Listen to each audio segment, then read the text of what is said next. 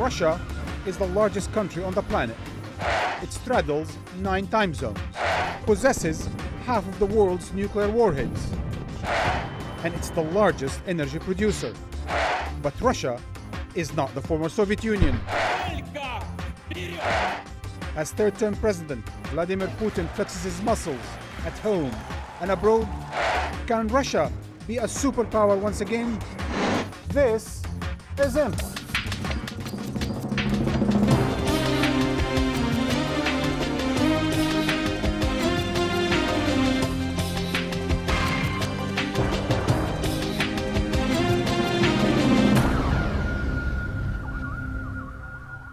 Hello and welcome to Empire. I am Marwan Bishara.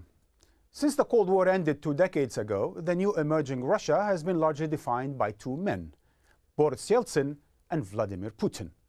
Yeltsin presided over the dismemberment of the old Soviet Union and the reckless privatization of the state's assets.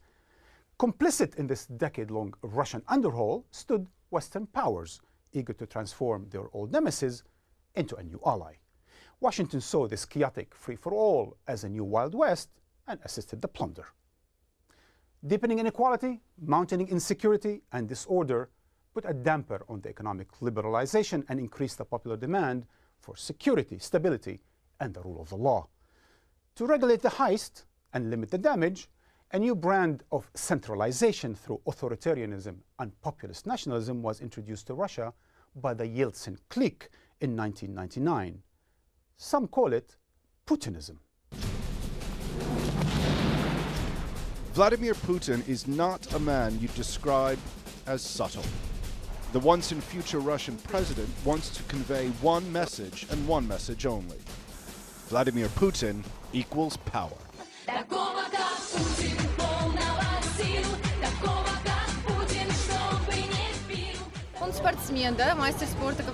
He's an athlete, master of martial arts. He rides a bike, he's multi-skilled, like our country.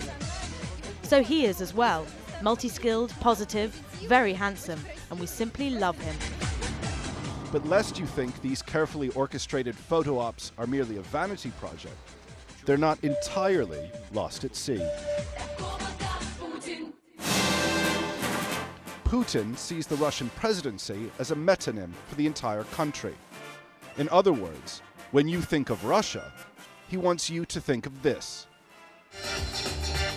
Not this. The Yeltsin days may be long gone, but Putin knows the same problems still exist. While Russia does boast massive reserves of natural gas, coal, and oil, that's only good news when energy prices soar because the economy is dangerously unbalanced. A massive 70% of all exports come from energy sources or minerals, meaning the country is at the mercy of global commodities markets. Just as alarming, the Russian people are dying off at a staggering rate. Male life expectancy is a mere 59, and at this rate, Russia is set to lose 50 million people in the next 40 years. So it's no wonder Putin does everything he can to eliminate the impression of weakness. It also explains why he has never had any apparent qualms in crushing internal rebellion, which tries to challenge the power of the Kremlin. Hopes rose late last year of a newfound momentum for democratic reform. The campaign is only starting. We, Yabloko, are announcing a campaign for the constitutional and lawful dismissal of the Putin group from power. Critics of the Kremlin now openly describe political life in Russia as sovereign democracy, a curious state of affairs in which all the trappings of a democratic nation are readily apparent, but they exist purely to mask a fully functioning autocracy. I come out onto the street and see totally different things from what I'm told on TV, and that's it. For one thing, they've never believed Dmitry Medvedev to be the true leader of the nation. Critics look at the job swap with Vladimir Putin and see a puppet pretending to be president, looked on with boredom by his master. But for the time being, Vladimir Putin doesn't give the impression he particularly cares. He's happy to continue this political marriage of convenience. He does what he wants, Medvedev does what he's told. One of the most vexing questions is how Putin has managed to weld together popular support with the institutions of state to create this domination of power. The single most effective way has been the threat of terrorist attack, whether it be real, fabricated, convenient, or a combination of the three. Major incidents like the Moscow theater siege in 2002 and the Beslan school siege in 2004 have left a powerful impression on the Russian people. These extremist attacks, among others, are what Putin and his supporters cite in order to justify his uncompromising approach to power. They believe it's not democracy that's under threat, it's Russia itself. I'm supporting Putin because he's the only one I can trust with my fatherland for my grandchildren and their children. We came here to congratulate him. We came to remind people that the Russian state has to be defended for it not to collapse, for it not to fall to pieces. If there's any doubt about Putin's commitment to this belief, just ask the Chechens. Putin's approach toward this breakaway republic has been entirely straightforward. He simply smashed it. Since 2007, Chechnya has been ruled by a former warlord hand-picked by the Kremlin, despite having fought against the Russians in the First Chechen War. And if anything, this partnership works a bit too well. During the election, one Chechen district awarded Putin a curious 107% of the vote, a fact no one in the Kremlin seems to mind. What's more important is spectacle, consistency, and the projection of power. The rest has to wait. Joining me to discuss the state of play in Putin's Russia are Alex Pravda, lecturer and former director of the Russian and Eurasian Studies Center at St. Anthony's College in Oxford, and editor of Leading Russia, Putin in Perspective. And Andrew Wood, former British ambassador to Russia and co-author of Change or Decay, Russia's Dilemma and the West's Response. And Edward Lucas, the international editor of The Economist and author of Deception, Spies, Lies, and How Russia Dupes the West. And last but not least, Alexander Nekrasov, journalist and former Kremlin advisor. Gentlemen, welcome to Empire. Alex, let me start with you. Okay. Putinism, what does it mean to you? What does it mean to me? It means a construction of a clan network system of sharing wealth out among people in return for their subordinating themselves to power. It means a hierarchy of power. It means management of society rather than politics of society. It means the avoidance of pluralism, the avoidance of conflict, because conflict is too risky for Russia. Order is the watchword, and order is the basis for his popularity, and he still retains that, largely not because he's delivered so well, but because the alternatives are far worse. And the alternatives are a picture of disorder, mayhem, chaos. Society in Russia never seems to trust itself sufficiently to allow pluralism to bloom and to risk conflict and real politics.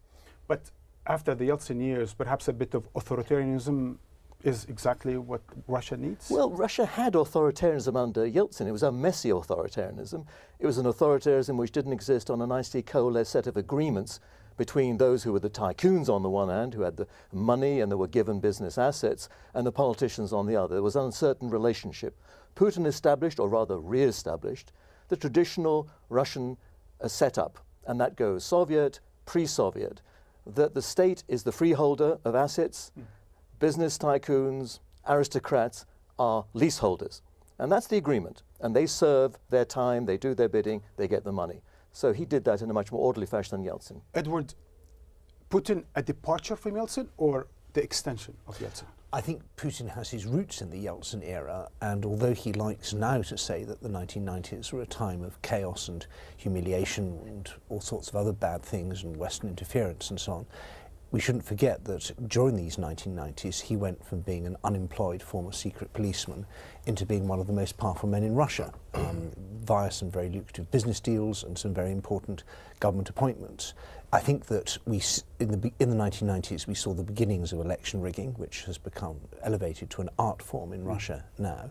We also saw the resurrection of the old KGB under a new label, the growth in importance of the FSB, which is its domestic wing, particularly which Mr. Putin headed.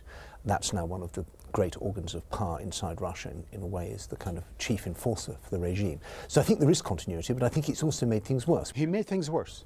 I think worse than the Yeltsin years. I think that the Yeltsin years were bad, chiefly because the oil price was very low. If Putin had had to deal with Yeltsin's oil price of below $20 a barrel, his record would be disastrous. If Yeltsin had had Putin's oil price of over $100 a barrel, we wouldn't look so harshly on Yeltsin. So he had this huge asset of high oil prices. Alexander, Putin years worse than the Yeltsin years? Well, the problem was that, and I was an advisor at the time, I was telling the Kremlin that there was a need to create a political system with a proper opposition, with proper institutions, and that's what Yeltsin didn't do. And I think that was the lasting damage that he inflicted on Russia. And Putin basically is the product of that system. It is not a system where somebody, a leader of a party, gets up the party ladder and becomes popular or tries to become popular. It's just appointments. Appointments. And that's why now we see that there are no political candidates that can actually stand in elections and have some weight or respect of the public. And that's another problem with the Russian opposition. There is no Russian opposition. These are all opportunists and chancellors who are trying to jump on the bandwagon. But why isn't there Russian opposition? Is it the Russians' fault? Because, as I said, under Yeltsin there was no political system, a proper political system created. You have to have candidates for the presidency who would look respectable, who would be interesting, who would have a program. But nothing like that was. You see, Yeltsin was paranoid in the last years in power. He was paranoid, he didn't understand what was going on around him, his family was running things. So I think that is the result of what happened in the 90s we see now. Are you talking more about the so-called managed democracy? That means that you have to create the political system from the top down? We didn't have any democracy under Yeltsin. It was a stage managed democracy. It was, okay, it had a bit of change because we had some sort of a parliament debate. Critics were saying that the president didn't do his job well. But in reality, the real power still lay with the Kremlin. They did what they wanted, and Yeltsin was part of it. Don't forget, Yeltsin was a member of the Politburo of the Soviet Communist Party. He had that mentality of a Soviet politician. And I don't think he actually delivered on any of the promises he made. Do you get the sense that perhaps then Putin is a bit of a melange between Yeltsin and the Soviet era? Well, two things. Nobody springs fully armed out of as if they were not part of history in that sense, of course. I think we ought to be a bit careful about how much of the difficulties of the 90s we attribute to Yeltsin personally, and also how little respect we pay to the amount of evolution and development which actually did take place under his watch. The first liberal reforms introduced, economic reforms introduced under Putin, stemmed directly from the aspirations of the reformers under Yeltsin. There were more possibilities under Yeltsin of developing a federal system which would work than have evolved under Putin.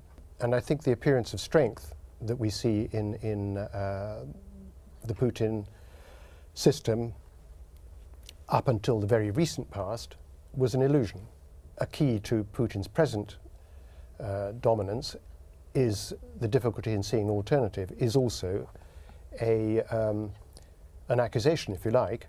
He's not coming in for a new term. Effectively, he's coming in for a fourth term. The one word we haven't mentioned here is corruption. And you asked Alex what's the definition of Putinism, and he gave a very good political definition. But I think there's also a kind of business definition, which is that the people who run Russia also own it. And this is an elite which, over the past 10 years, has managed to steal tens of billions of dollars in natural resource rents and in bureaucratic rents being a fancy word for bribes.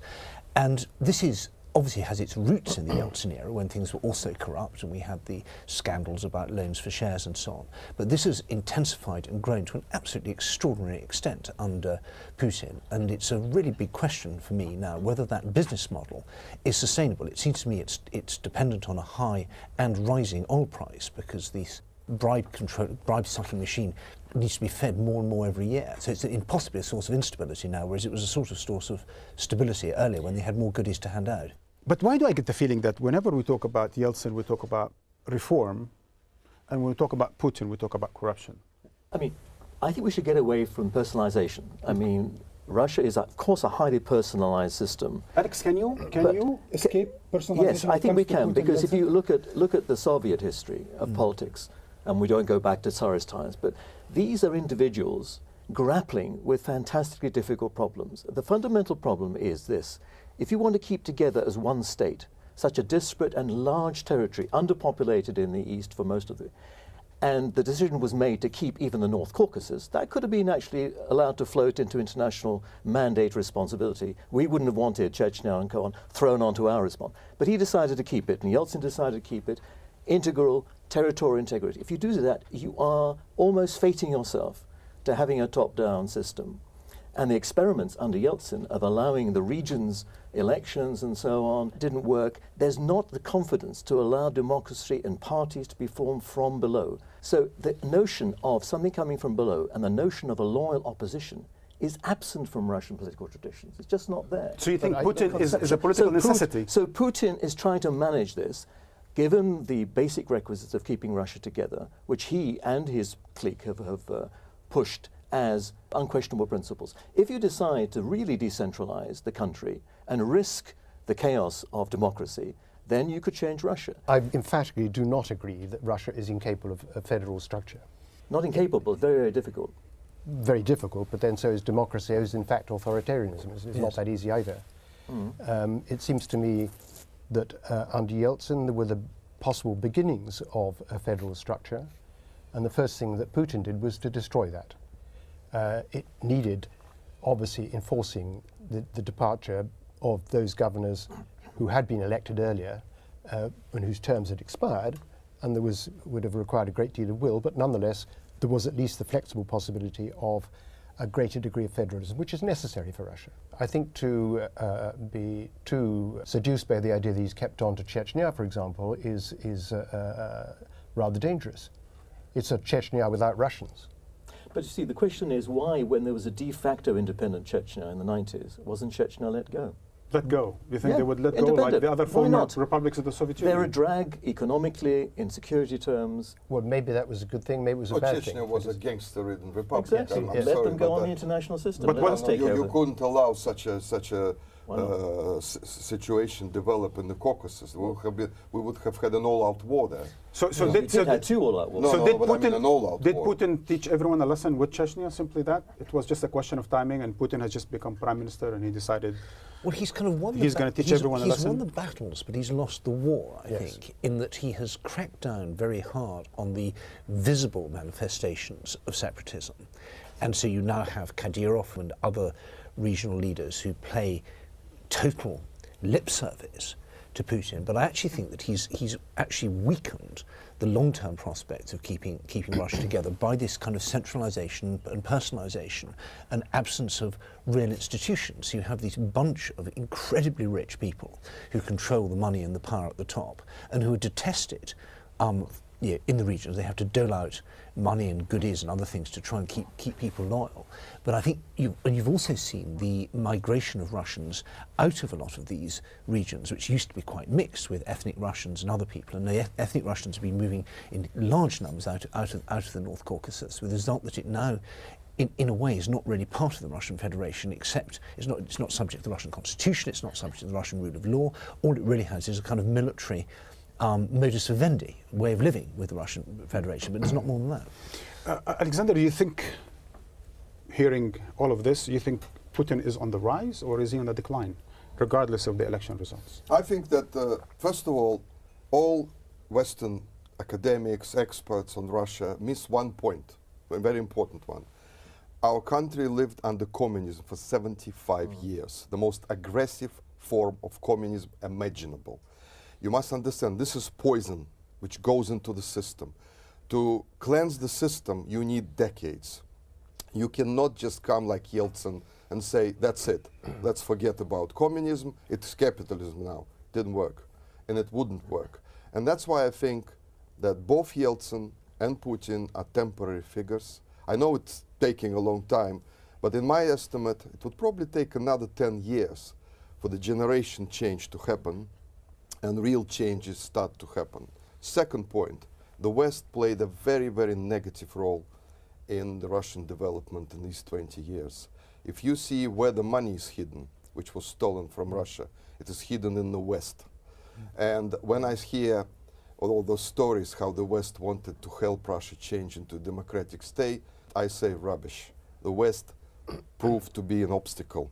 I was an advisor in the Kremlin, and we had 120 foreign advisors, Americans, Brits, a couple of Germans. It was the Washington Consensus time. But they were all horrible. Their advice was terrible. Liberalization at any cost. And this sort of jump into privatization, I was against it. I was saying this is going to end in disaster. So all these oligarchs who were created, you know who was advising them? Westerners, Western bankers, Western lawyers. And they were telling them how to hide that money on offshore accounts and so on. And when I hear now, you know, some Western experts saying, well, they didn't do that properly, they didn't do that properly, I always say to them, give us our money back first. And then you tell us what to do. I agree with you absolutely. There was an enormous amount of Western naive optimism about the naive offshore accounts. There was a search looking for a new panacea, a new formula which would actually solve everything at one shot. And that was capitalism, liberal democracy, full marketization. Nobody thought like that. Full marketization that was imposed on the Kremlin by those advisors. Could we say there was a Russian role and the West was complicit? There was always a split in the Kremlin between the pro-Westerners, like it was always in Russia, and the people who said, let's take it slowly, let's not rush into these things. But Laurent, I think we're getting back into this familiar argument about who made what mistakes in the 1990s. And sure, there is plenty of blame to go around, but the fact is it's 10 years since the 1990s. It's more than 10 years since the 1990s. Putin, in that period, has had unlimited money and unlimited power. If he'd said, I want all Russians to wear blue hats and orange trousers for the good of the country, they'd have done it. And then look what happened. $1.3 trillion in excess oil and gas revenues have gone. Not invested, just gone. Wasted, stolen. That's not there. Okay with the complicity of the West, but the point for Russia is, what happens now? Where's this machine going? It's running on empty. It doesn't have that huge dividend of public trust anymore. It doesn't have the huge dividend of the oil and gas revenue. So what's he going to do? And I think that's what we should be looking at. What Edward is saying basically is that there's a system of patronage where, you know, they were Putin and his buddies on the top.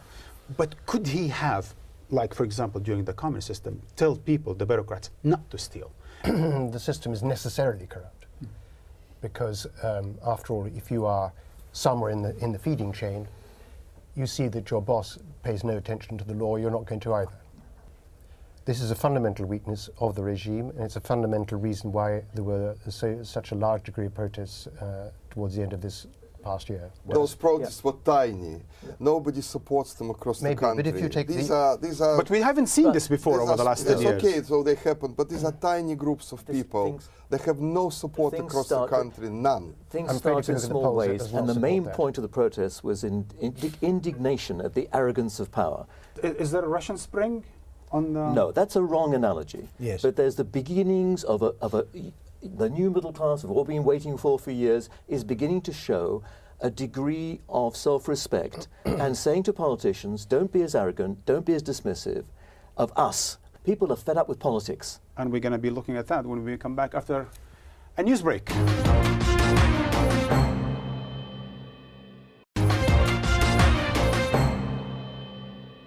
Welcome back with my guests, Alexander Nekrasov, Edward Lucas, Alex Pravda, and Andrew Wood. The Cold War is hardly behind us, yet there is talk of a new Cold War with the Middle East as one of its familiar battlegrounds. The Kremlin has warned against what it terms Washington's destabilizing foreign policy, and Putin has publicly accused the West of interfering in Russian internal affairs and claims his re-election by almost a two-thirds majority as a victory against Russian foreign and domestic enemies alike. As he prepares to take over the Kremlin for the third time, there is no telling what Putin is thinking. Will he raise the anti-American rhetoric or pursue a more pragmatic course with Washington? Either way, the post-Cold War honeymoon has given way to a new geopolitical clash of interests, reminiscent